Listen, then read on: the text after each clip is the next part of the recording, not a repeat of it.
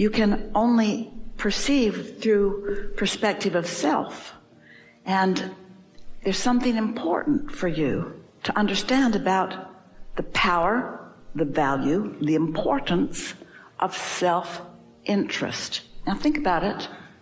We've been describing your inner being in your vortex, where everything you've asked for is, where the vibrational essence, the seeds of it, the roots of it are.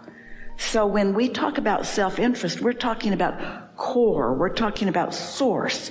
The cooperative components are being gathered, and when you let yourself go to others who want you to go over there or over there or over there, they might call it selfish, and we would too, self-interests. So it's really good for you to follow your self-interests, and it's also really good for you to allow others to do the same.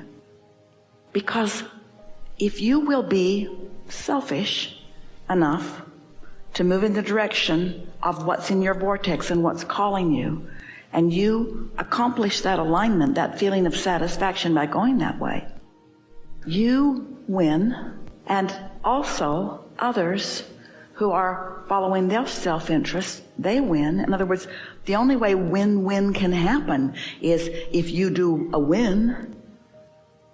A lot of people, they're so opposed to self-interest that they don't let themselves win by aligning with their power and their passion and their current and their desires.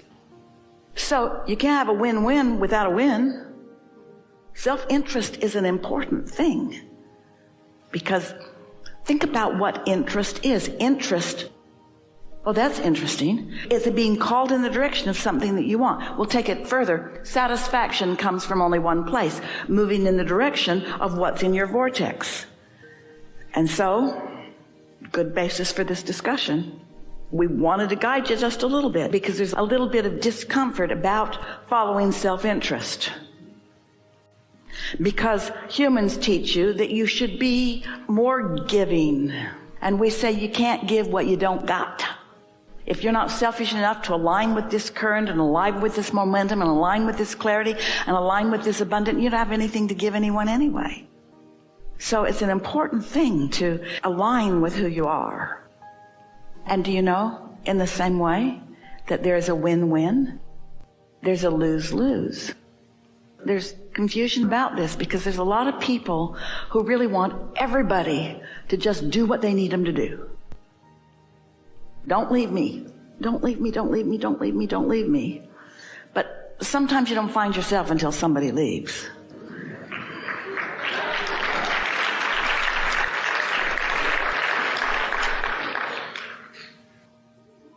Listen to what you're practicing.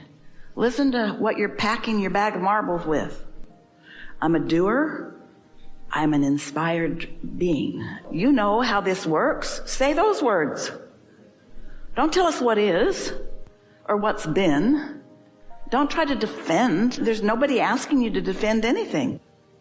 Doing is way fun. You came to see it and hear it and smell it and taste it and touch it. You came into this environment where you can be a manifested action devourer of delicious life.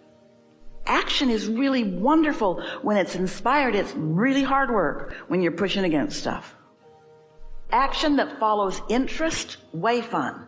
Think about when you wake up, it's not even daylight and you're going to go fishing. Feel it if you like to go fishing. Now, wake up before the sun comes up to go do something that you've been dreading doing for a long, long time. Feel that.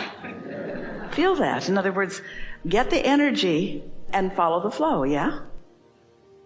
Hook up to the energy, hook up to the clarity, hook up to the path of least resistance. Path of least resistance doesn't sit well with a lot of people, because you've been trained not to procrastinate, even though it just means you've got a tug of war going on. You've been trained not to please yourself, that you should serve others. You've been trained to do all kinds of things that are not vibrationally accurate to the laws of the universe. When you feel that way, it doesn't feel good. What's that telling you? Your inner being's not encouraging you to push through. That's like saying, and it is just exactly like this. I said I would vacuum this living room today, and I will. I've been putting it off for a long time, and today's the day I'm going to do it. So here I go. I'm not going to plug the vacuum cleaner in, but I am going to take the action. I'm going over every bit of this room. I'm going to get every bit of it. And we say, plug the vacuum in before you take the action. And so the better you feel, the more playful you are. Usually the younger you are, the more you're called by that. The beasts of your planet, oh, they're experts at that. What's the difference between your beasts? That's a term of endearment, by the way. And humans? They're not trying to think their way through everything. They feel their way. Humans call that instinct.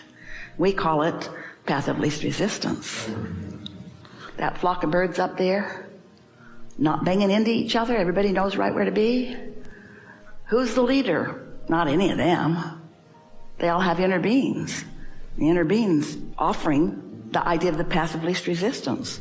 And usually, there are exceptions, of course, but usually they're in sync with it. And you are too. You want to be too. And there are no boundaries to this field, so it includes what you call physical and what we're calling non-physical. So when your inner being brings its bag of marbles to the vibrational field, what it holds for you is appreciation that we can't even find a big enough word for. And love, the words are so inadequate. And understanding and appreciation and expectation. And so that's what your inner being is. But your inner being can't evoke from you something that you're not offering.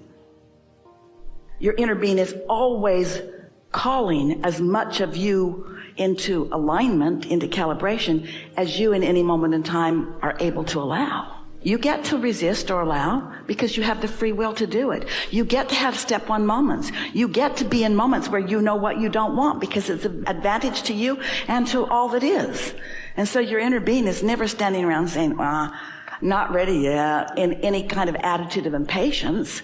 Your inner being is always just knowing what you want and knowing that you can come and always offering ideas about what the path of least resistance could be for you. And sometimes you get it and sometimes you don't.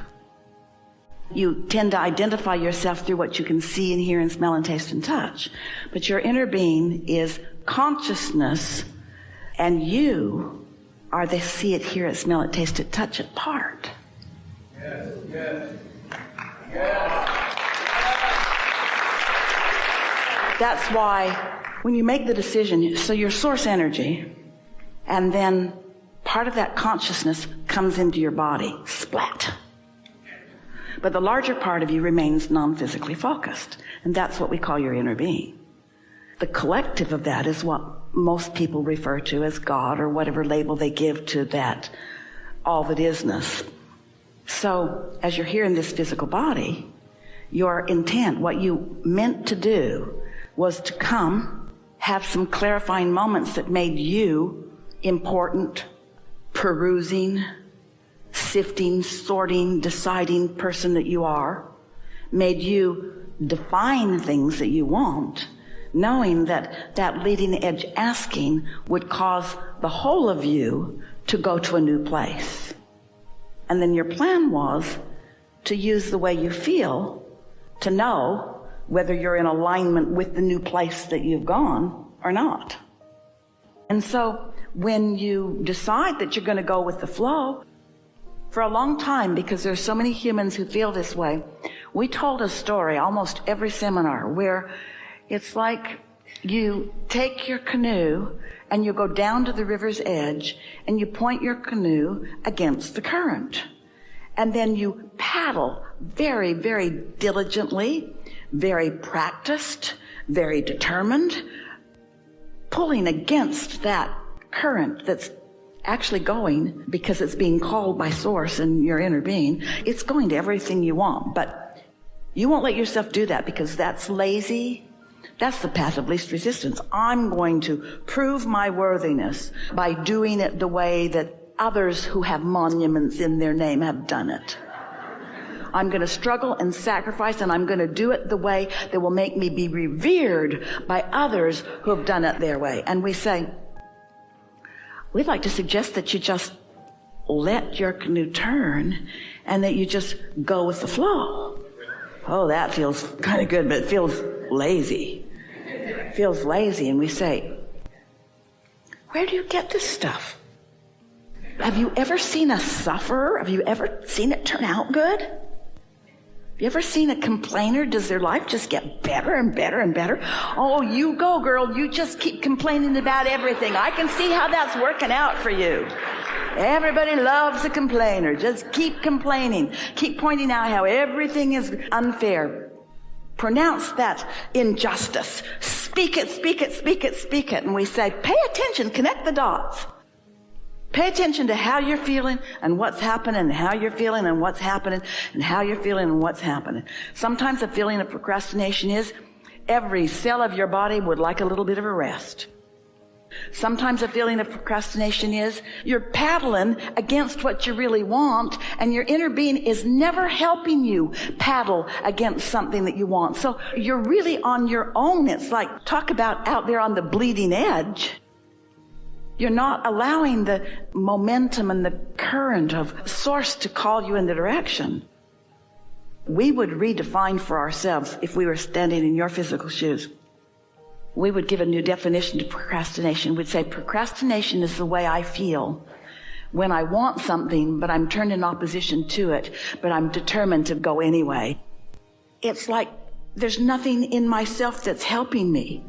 Esther's sister has a really cute daughter that said to her mother one day, I just don't have any ready to start. I don't have any ready to start. And her wise mother didn't say, well, start anyway. If you don't have any ready to start, you don't have the vacuum plugged in. Don't waste your time. Don't spin your wheels. That's what makes people tired and negative and defeated. They're working against themselves and things aren't working out. And you can't tell when you look at other people. You really can't tell. You can read attitude and you can read body language, but you don't know for sure who's tuned in, tapped in, turned on. Because you don't know what they want. You don't know what their bag of marbles is. You don't know what's been going on with them. Don't try to figure it out from others. Just line up and feel it. Show yourself the difference between what it feels like when you're in alignment and what it feels like when you're not. And then notice the results of when you push through anyway. The pushing through anyway only gives you relief in this sense. When you stop hitting yourself over the head with a hammer, it does feel a little better. But there's way more relief downstream for you.